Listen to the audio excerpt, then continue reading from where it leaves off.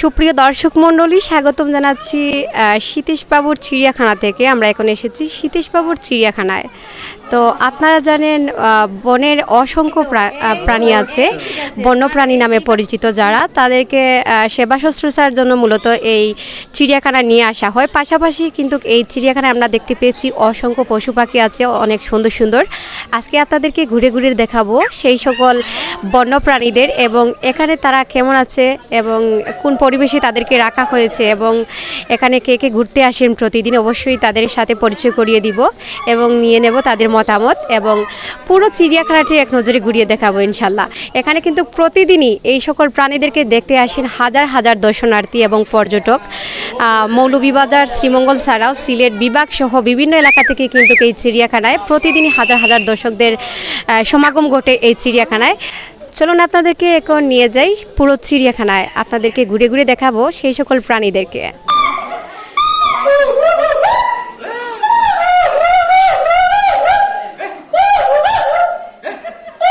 প্রথম দিকেই মনে হতে পারে এটি একটি চিড়িয়াখানা, কিন্তু এটি চিড়িয়াখানা নয়, সম্পূর্ণ ব্যক্তি উদ্যোগে প্রতিষ্ঠিত বন্যপ্রাণীদের আশ্রয় কেন্দ্র। মৌলভীবাজারের চায়ের রাজধানী ও পর্যটন নগরী খ্যাত শ্রীমঙ্গল উপজেলার সদর ইউনিয়নের রূপসপুর গ্রামে এই আশ্রয় কেন্দ্রটির অবস্থান।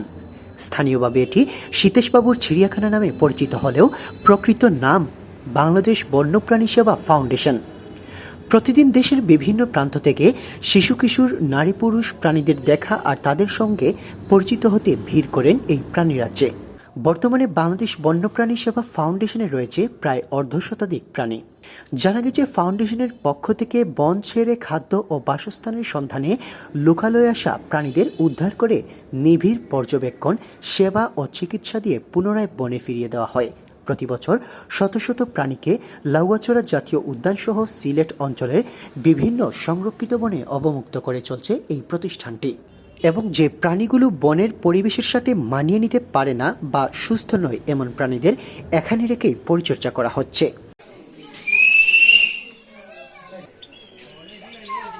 অন্যদিকে এই প্রাণীরাজ্যে ঘুরতে আসা অনেক পর্যটকরাই তাদের অভিমত ব্যক্ত করছেন। আমার দেশের বাড়ি যশোর, আমি শ্রীমঙ্গলে রেল স্টেশনে আছি, রেলে আছি।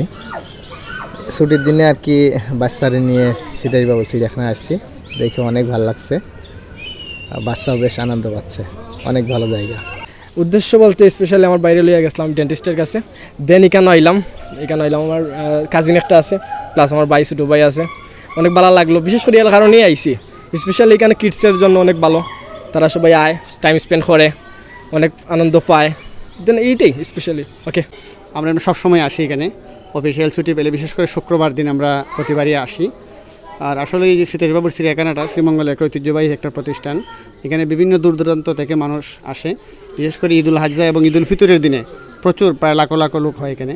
আমি আন্টির সাথে আসছি, আমার খুব ভালো লাগছে। কি কি দেখছো এখানে?